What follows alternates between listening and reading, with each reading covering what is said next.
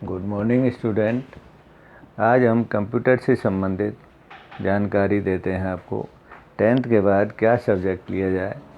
सबसे पहले हम ये बताएंगे कि 10th के बाद कॉमर्स एनवायरनमेंट हो या आर्ट्स एनवायरनमेंट, तो वहाँ पर कंप्यूटर का बहुत ही महत्वपूर्ण रोल है, क्योंकि कंप्यूटर एक ऐसा सब्जेक्ट है जिसका यूज हम इंजीनियरिंग क्षेत्र, मेडिकल क्षेत्र या कोई भी अदर प्राइवेट सेक्टर के अंदर MNC कंपनी वगैरह होती हैं, वहाँ पर इसका बहुत ही महत्वपूर्ण रोल होता है।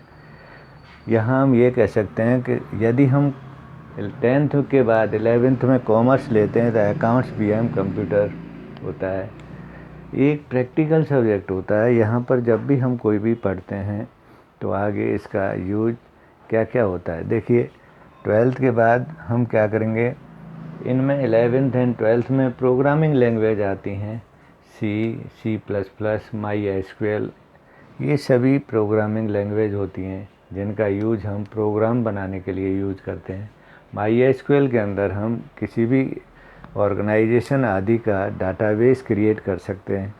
तो इसके लिए हम यहाँ पर हम कॉमर्स के अंदर CA वगैरह करने के लिए इसका यूज भी हम कर सकते हैं। कंप्यूटर बिना अकाउंट्स का हम कंप्यूटर का कोई यूज ही नहीं है, क्योंकि आप जानते हैं यहाँ पर अकाउंट्स के साथ साथ BM अकाउंटेंसी कंप्यूटर बहुत ही रोल है, चाहे वो प्राइवेट सेक्टर हो, CA आदि के यहाँ जो भी हम प्रोग्रामिंग करते हैं। इसके बाद 12th के बाद हम यहाँ पर BCA कर सकते हैं, बैचलर ऑफ कंप्यूटर एप्लीकेशन, और इसके बाद हम MCA वगैरह का भी यूज कर सकते हैं। यहाँ इंजीनियरिंग क्षेत्र में भी इसका यूज होता है। कंप्यूटर ऐसा कोई भी एनवायरनमेंट नहीं है जहाँ पर इसका रोल नहीं है, चाहे वो इंजीनियरिंग क्षेत्र हो, बैंकिंग एनवायरनमेंट हो, रेलवे एनवायरनमेंट, मेडिकल एनवायरनमेंट के अंदर भी बहुत ही इसका यूज होता है। इसके साथ साथ आर्ट्स स्टूडेंट भी इसका यूज हम करते हैं, प्रैक्टिकल सब्जेक्ट है।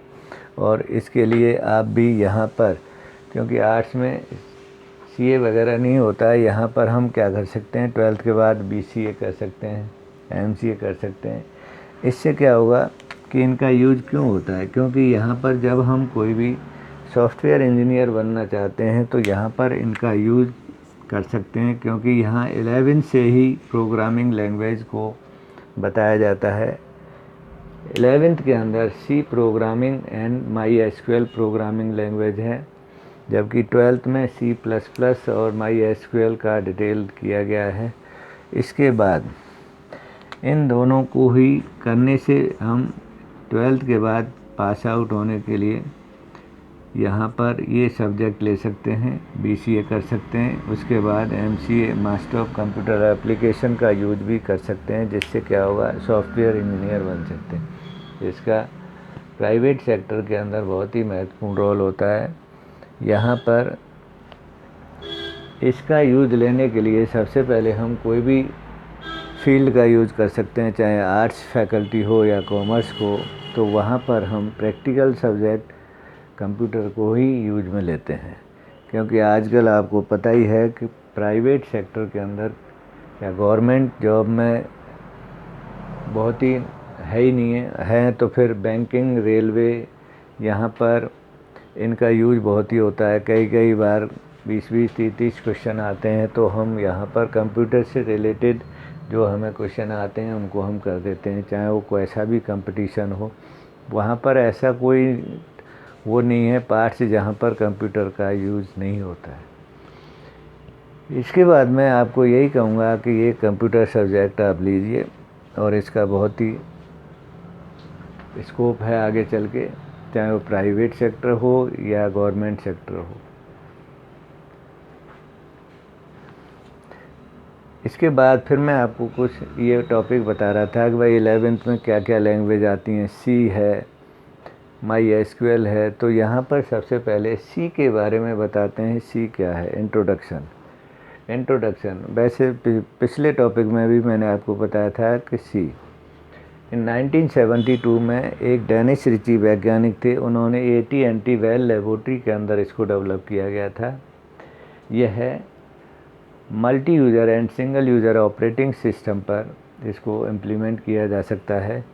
Multi user means more than one users are at a time work. इसका एग्जांपल है Linux, Unix, single user operating system, window, DOS. तो यहाँ पर Unix and DOS disk operating system दोनों को यूज में लिया गया है। तो मैं यहाँ पर यही बताऊँगा इसका थोड़ा सा सी लैंग्वेज का इंट्रोडक्शन क्या है। In 1972, C language was developed by Dennis Ritchie in AT&T Bell Laboratory in Murray Hill, New Jersey, as the successor of BCPL and B. BCPL means Basic Command Programming Language. इससे पहले जो C language से पहले जो language थी, भाषाएं थी BCPL और उसके बाद B. This language can be used with both operating system. इस लैंग्वेज का यूज हम सिंगल यूज़र और मल्टी यूज़र दोनों ऑपरेटिंग सिस्टम पर इजी वे में यूज़ कर सकते हैं। It require different compiler program. यहाँ पर जब भी हम कोई प्रोग्राम बनाते हैं तो कंपाइलर का यूज होता है। कंपाइलर क्या है? यह एक लैंग्वेज ट्रांसलेटर होता है जो एक सोर्स कोड को मशीनी कोड के अंदर कन्वर्ट करता है, क्योंकि हम जानते हैं कि कंप्यूटर एक मशीनी भाषा को ही रीड करता है। The new version C++, advance version of C, it's called a C++। It develop in AT&T Bell laboratory in 1980। कौन था, किसने किया इसको? एक वर्नस्टाउस्ट्रप वैज्ञानिक थे। उन्होंने C लैंग्वेज में कुछ मॉडिफिकेशन या परिवर्तन किए गए, जिसके आधार पर नेक्स्ट जो लैंग्वेज बनाई है उसको C++ नेम दिया। यहाँ पर कैरेक्टरिस्टिक्स ऑफ C लैंग्वेज, यहाँ C लैंग्वेज के क्या गुण होते हैं? क्योंकि यह एक फ्लेक्सिबल लैंग्वेज है। क्या है? फ्लेक्सिबल, क्योंकि इसमें बड़े प्रोग्रामों को हम आसानी से बना सकते हैं। इसमें जो बनाए गए प्रोग्राम हैं कम स्पेस घेरते हैं, मतलब लेस मेमोरी स्पेस बहुत ही कम लेता है। अब आता है इसके बाद इस लैंग्वेज के केस या लेटर्स सेंसिटिव होते हैं, संवेदनशील होते हैं। संवेदनशील क्या होता है कि यहाँ जो लैंग्वेज ट्रांसलेटर कंपाइलर होता है, upper case and lower case letter को ये अलग अलग तरीके से रीड करता है। यहाँ हम यह कैसे कहते हैं ए एंड ए, यहाँ दोनों को लैंग्वेज ट्रांसलेटर जो कंपाइलर है अलग अलग तरीके से रीड करता है। इसलिए इस लैंग्वेज को मिडिल लेयर लैंग्वेज भी कहते हैं।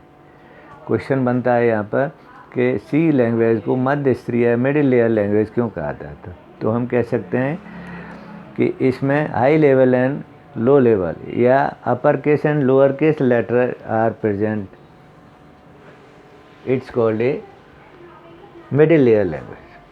फिर आता है स्ट्रक्चर ऑफ प्रोग्राम। प्रोग्राम की संरचना को कैसे डिफ़ाइन करते हैं?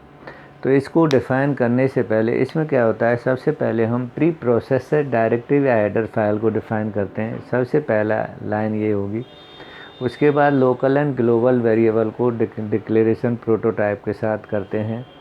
फिर थर्ड आता है मेन फंक्शन। फोर्थ आता है कर्ली ब्रैकेट ओपन। फिफ्थ में लोकल वेरिएबल के साथ कोई भी वेरिएबल को डिक्लेयर कर सकते हैं फंक्शन के अंदर। फिर इनपुट आउटपुट फंक्शन यूज में लेते हैं, कर्ली ब्रैकेट क्लोज। यदि प्रोग्राम बड़ा है तो फिर ये आगे रिपीट होता रहता है।